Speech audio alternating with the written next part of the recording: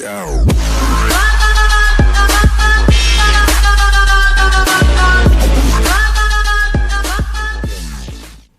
guys, Duckshots here. In today's video, I'm going to be talking about Battlefield 1. Now before I get started, I want to thank everybody that has watched my recent video, and I really appreciate everybody watching my video. I have got the most views on my channel as far as now because of you guys. I really do appreciate what you guys do as far as watching my videos, because I like to be able to bring the best content for you guys, because that's just what I strive for. I'll be able to bring you guys the best news, the best updates, keep you guys informed on what's going on, and just bring you a live gameplay. Make sure it's really good for you guys, you know. Some of you might disagree. If you don't like my content, I'm really sorry. But for you guys that do enjoy it, I really do appreciate it. I try to be the best YouTuber I can for you guys. Now, that being said, I do appreciate everything you guys do, because without you guys watching my videos, I would not be able to do this today. Now, that being said, let's get this video rolling and let's start it. Now, Battlefield 1. I'm going to be talking about Battlefield 1 in depth today. Now, DICE's choices to go to World War I setting, my question is, why did DICE go to a World War I setting? This is kind of a confusing question. Well, it's not really confusing. It's kind of a hard question to answer, because honestly, I don't really know why. I don't think anybody knows why. Maybe they just wanted a change for Battlefield, you know, because over the last 10 years, it's been nothing but modern military, and I think it was time for a change, which I'm so glad they did, because I've been wanting a World War shooter come back, you know, for the longest time, and World War I brings that back. It brings back childhood memories of all the greatest games I've ever played, you know, although it was World War II, but it gives me that World War feeling. It gives me that feel of my childhood, you know, and I'm so glad they brought that back, because World War was a very brutal time during our nation's history and throughout other countries. But that being said, it's something I'm interested to learn in. I'm ready to learn more about, you know, the history of World War. And video games do that for me, you know, especially Battlefield. Battlefield does it for me as far as modern military, you know, about what's not technically going on, but it lets me learn all the content, you know, that could be used in today's modern military or anything in that sort. Now, what's the biggest problem with the Battlefield 1 authenticity?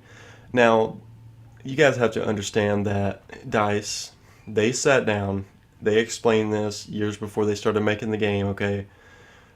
How are we going to make a World War I game? Okay, you can't make a World War I game and make it just straight up trench warfare, because that would just take Battlefield's experience completely out of the equation. It just wouldn't happen, because, you know, you got to keep Battlefield fans happy, you got to keep the community together, you got to give the fans what they want. Now, World War I, it was a very risky move by DICE, in my opinion, because it's never been done before in the Battlefield series. They didn't know what was going to happen. They didn't know the expectations until they started making the game. So what I'm assuming is they stuck with their decision. They gave it a try, but the authenticity is not really all there, in my opinion, because honestly, trench warfare was the thing in World War I.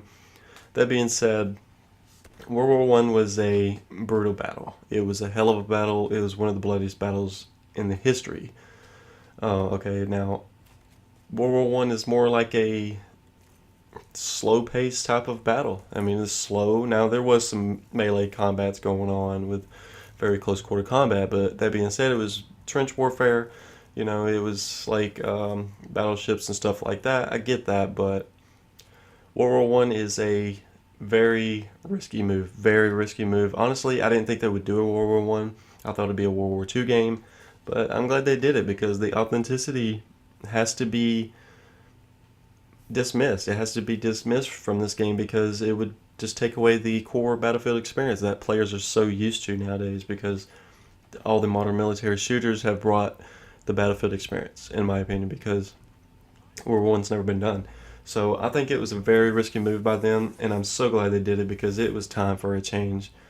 Now, will this World War setting be a success for DICE? That being said, they are on a trail to be very successful with this game.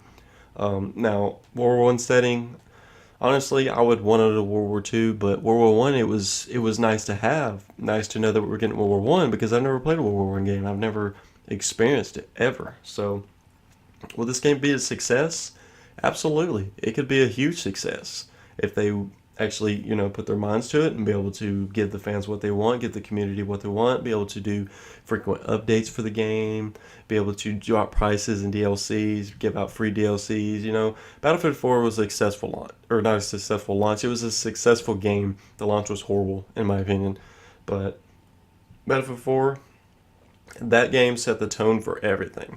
Now, as far as being a succeeding in Battlefield 1, it will, but on certain things, it will not be able to succeed, especially for authenticity. Like I said, authenticity is really tough in World War One.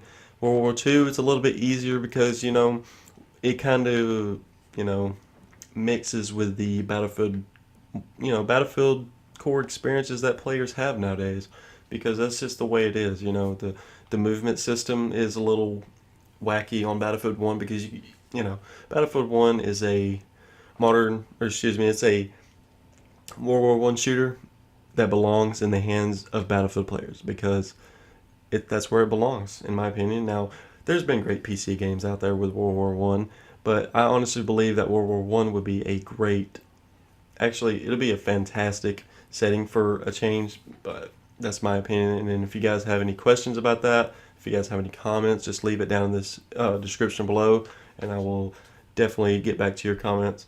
Now, the final thing I want to talk about today is the potential to be the greatest Battlefield game of all of the Battlefield series. Will this be the game that blows Bad Company 2 out of the water? Honestly, I don't think it will. I think it's up there with Bad Company 2, but it has the potential to be the greatest. We just haven't seen the whole game yet. Okay, you can't really judge how the game's going to be at the moment because all we've had is an alpha and a beta, but the game comes out in like less than a week, so we'll start, getting our minds thinking on the game as far as being the greatest Battlefield ever, because it has the potential big time. It has a really good chance. Now, honestly, Battlefield 1 it's more of I wouldn't say it's an arcade game, and I wouldn't say that at all. It's more realistic, but I don't know, it's a little weird how they get the movement system in this game. I don't really know why it's the way it is. The movement system's a little wacky. Now, I'm not saying it's bad. It's not bad at all. It's a little, I don't know, it's a little weird. Maybe it's just something I gotta get used to, but that's really all I got today, guys. I hope you guys enjoyed this video. This will be my very last Battlefield 1 video until the game comes out. I don't want to bore you guys with a bunch of Battlefield 1 videos, but I've been trying to get these points out for you guys to understand and what's going on, and what I think is happening, and what should happen in Battlefield 1. If you guys enjoyed this video today, please like and subscribe. Like I said at the beginning of the video, I really do appreciate everybody watching my videos in the past few days, because it really helps me. It helps boost my confidence up to bring you guys even more better content and be able to make the content the best I can be. Now, that being said, I hope you guys enjoyed the video. And as always, I will catch you guys in the next one. This is Duck Shots signing off.